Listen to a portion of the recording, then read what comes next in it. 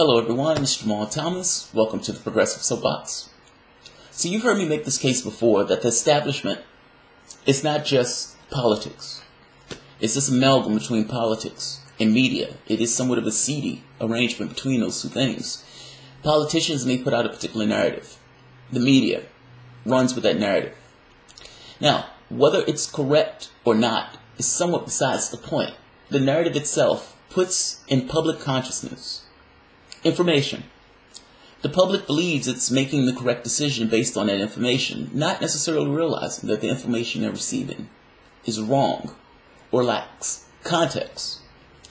Seymour Hersh is one of those rare bird investigative journalists who is a rebel-rouser. Now, not because he's just making stuff up, but more so because he has that rare thing called integrity that actually makes him look for the truth, not the narrative. If you remember, during the first chemical strike, the mainstream media, for the most part, howled that it was Syria's fault. Syria did it. The Syrian government did it. Bashar al-Assad, the guy's a brutal dictator, and he gassed his own people. That was the story. That was the meme. That was what everyone went with. Obama was like, "You've hurt my feelings because I said it was a red line and you didn't listen to what I said, so now that's justification to attack your country." These other illegal attacks that I was doing, invading all of these other countries, yeah, that's illegal also. But it's really illegal when you're gassing your own people, so now I'm going to attack you. Obama didn't eventually, he pulled back on that attack. Now, the media kept this idea that it was Bashar al-Assad who dropped it. That's the only context the media gave. That's the only narrative that they gave. And that narrative essentially sunk into public consciousness. Very few people ask the question of, wait a minute, is that narrative true? In the same way that they jumped the gun on this one, they didn't even wait for an investigation to take place. They did the same thing on the last one. Seymour Hersh investigated their claims. This is the London Review. Yeah, this is the London Review of Syria. So this is called The Red Line and the Rat Line. Seymour Hersh on Obama, Erdogan, and Syrian rebels.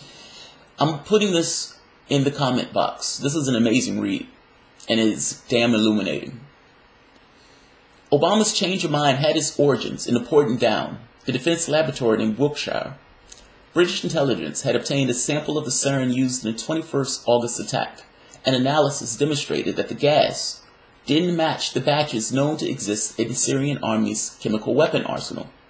The message that the case against Syria wouldn't hold up was quickly relayed to U.S. Joint Chiefs of Staff. The British report heightened doubts inside the Pentagon. The Joint Chiefs were already preparing to warn Obama that his plans for a far-reaching bomb and missile strike in Syria's infrastructure could lead to a wider war in the Middle East. As a consequence, the American officers delivered a last-minute caution to the president, which, in their view, eventually led to canceling the attack. The Joint Chiefs also knew that the Obama administration's public claim that only the Syrian army had access to sarin were wrong.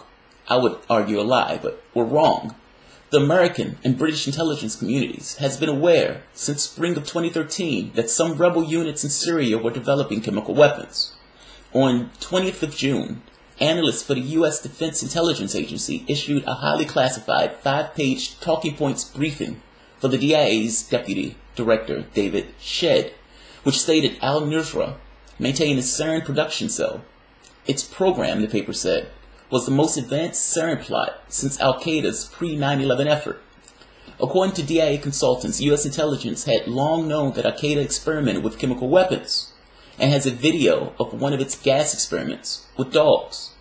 The DIA paper went on.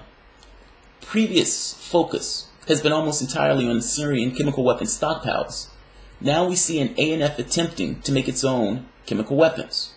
Al-Nusra Front relative freedom of operation within Syria led us to assess the group's chemical weapon aspiration will be difficult to disrupt in the future. The paper drew on classified intelligence from numerous agencies, Turkey and Saudi-based chemical facilitators. It said, "We're attempting to obtain sarin precursors in bulk, tens of kilograms, likely for anticipated large-scale production effort in Syria. Last May, more than 10 members of the Al-Nusra Front were arrested in southern Turkey with what local police told the press were 2 kilograms of sarin. In a 130-page indictment, the group was accused of attempting to purchase fuses, piping for the construction of mortars, and chemical precursors for sarin. 5 of those arrested were freed after brief detention. The others, including the ringleader, Hafa Qasab, for whom the prosecutor requested a prison sentence of 25 years, were released pending trial. In the meantime, the Turkish press has been rife with speculation that the Erdogan administration has been covering up the extent of its involvement with the rebels. A series of chemical weapons attacks in March and April of 2013 was investigated over the next few months by a special UN mission to Syria. A person with close knowledge of the UN's activity in Syria told me that there was evidence linking the Syrian opposition to the first gas attack on 19th of March in Khan al-Assal, a village near Aleppo. In its final report in December, the mission said that at least 19 civilians and 1 Syrian soldier were among the fatalities, along with scores of injured. It had no mandate to assign responsibility for attack, but the person with knowledge of the UN activity said investigators interviewed the person who were there, including the doctors who treated the victims. It was clear that the rebels used the gas. It did not come into public because no one wanted to know. This directly contradicts their story, completely. And it doesn't just contradict their story, it indicts their narrative. It indicts the whole point of media and the whole point of news. The point of media is not to parrot some line. It is not to put a story that's profitable to their donors, meaning the political donors, or that's profitable to the media itself by getting eyes on the screen. The goal of the media is to A, hold the government accountable, and B, give the public information necessary to allow that public to make decisions. The goal is not to manufacture consent, to take Noam Chomsky's phrase. This is gross. This is gross. They were willing to attack somebody, to attack another country, overtly. Usually, when they attack these countries, they do so in the shadows, murdering people at night. And I'm saying at night, not as a literal description. I'm saying at night in a sense of they're doing this stuff in secret. It's a secret that everybody knows. They do it nonetheless. Perfectly illegal. Perfectly unconstitutional. In this particular case, the evidence lended itself that it wasn't the Syrian government. That's the evidence. That ultimately it was the rebels. The United States have been giving resources and materials to those rebels. I'm not saying that the United States did it. I'm making this point that they didn't care who did it. They were less interested in getting to the bottom of it. They were more interested in getting rid of Assad. That hasn't changed at all. Regardless of what Donald Trump is saying, he has made a 180. I am supposed to believe that President Trump is concerned about the quote-unquote beautiful babies, even though his first mission in Yemen murdered 30-something people, including quote-unquote beautiful babies. I'm supposed to believe him when he's saying that the beautiful babies was the reason for his attack on a sovereign country that had no constitutional justification whatsoever. I'm supposed to believe that the beautiful babies was his cause. In no way did the beautiful babies stop him from murdering all those people in the Mosul strike. I'm missing. Why does he have the selective feel for beautiful babies? He doesn't seem to care about the babies that he murdered, but the ones that are killed in these attacks, these chemical attacks, he's bothered by. And yet, he didn't want to take the time to figure out who did it. Did Bashar al-Assad, even though they have no reason to do this, they have everything they want in that war. They had American help. They had Russian backing. They had taken back a lot of territory from the rebel groups. They just willy-nilly said, hey, let me use a chemical weapon. For what? For what ends? What were they getting out of it? This makes no sense. Now, if the first attack, if evidence is showing that that first attack could have came from the rebels, Seymour Hersh is a credible reporter. If that could have came from the rebels, why are we all of a sudden quick to jump to the conclusion that the Syrian government, even though they had no reason whatsoever to do this, why are we just assuming that the government did it? And assuming so much that Donald Trump is willing to make a strike against a country that's backed by a nuclear nation without any kind of authorization from the United Nations, without any authorization from his country, and while at the same time carrying out prior strikes that has murdered scores of people himself. This doesn't pass the sniff test to me at all. This is gross and it's problematic. And he's going to start a war for what is most likely political gamesmanship. Because understand, the Democrats have been pushing at him saying, this guy's a Russian plant. This guy's working with Putin. Why does this guy have such nice things to say about Putin? I think what Bernie said that one. Why does this guy have such nice things to say about a war criminal?